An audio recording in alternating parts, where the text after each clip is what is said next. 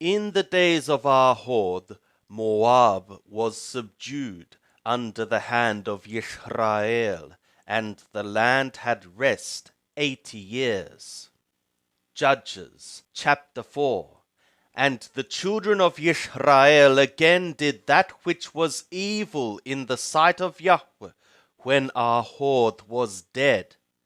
And Yahweh sold them into the hand of Yabin, king of Canaan, that reigned in Hathor, the captain of whose host was Sisera, who dwelt in Harosheth of the nations. And the children of Israel cried to Yahweh, for he had 900 chariots of iron, and 20 years he mightily oppressed the children of Israel. Now Deborah, a prophetess, the woman of Lapidot, she judged Israel at that time. And she was a sitting one under the palm tree of Deborah, between the Ramah and Bethel, in the hill country of Ephraim. And the children of Israel came up to her for judgment.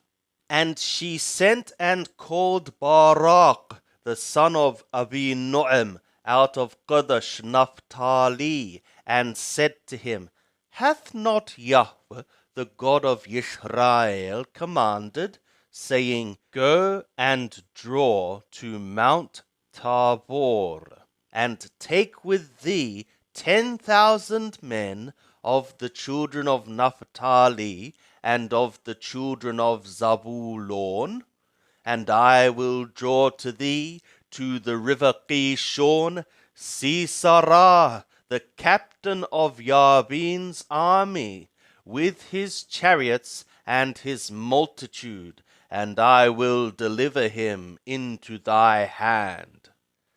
And Barak said to her, If thou wilt go with me, then I will go, but if thou wilt not go with me, I will not go.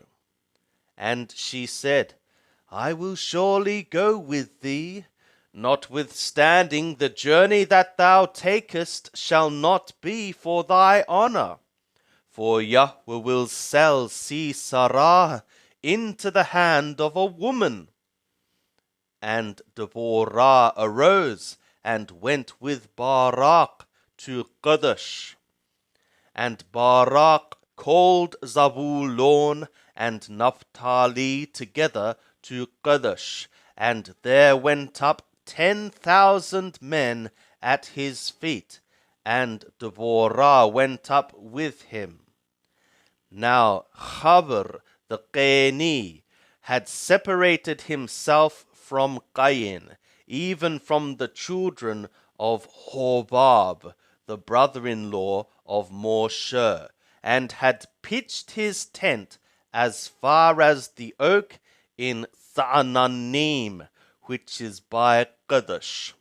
And they told Sisera that Barak, the son of Abinoam, was gone up to Mount Tabor.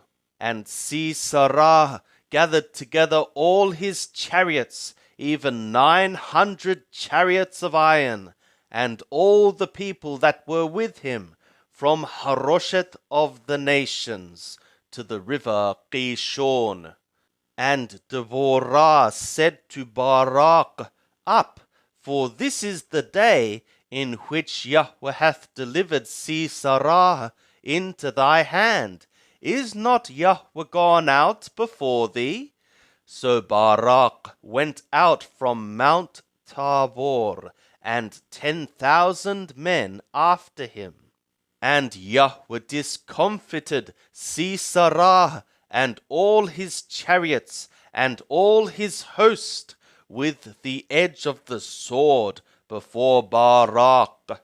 And Sisera alighted from his chariot and fled away on his feet. But Barak pursued after the chariots and after the host to Harosheth of the nations, and all the host of Sisera fell by the edge of the sword. There was not a man left. Howbeit Sisera fled away on his feet to the tent of Jael, the woman of Chabr the Qeni, for there was peace between Yabin, the king of Hathor, and the house of Chabr the Qeni. And Jael went out to meet Sisera, and said to him, Turn in, my lord, turn in to me, fear not. And he turned in to her into the tent, and she covered him with a rug. And he said to her, Give me, I pray thee, a little water to drink, for I am thirsty. And she opened a bottle of milk, and gave him drink, and covered him. And he said to her, Stand in the door of the tent, and it shall be, when any man doth come and inquire of thee, and say, Is there any man here? That thou shalt say, No. Then Jael, Chabr's woman, took a tent pin, and took a hammer in her hand, and went softly to him, and smote the pin into his temples, and it pierced through into the ground, for he was in a deep sleep. So he swooned and died. And behold, as Barak pursued Sisera, Jael came out to meet him, and said to him, Come, and I will show thee the man whom thou seekest. And he came to her, and behold, Sisera lay dead, and the tent pin was in his temples. So God subdued on that day Yabin, the king of Canaan, before the children of Israel.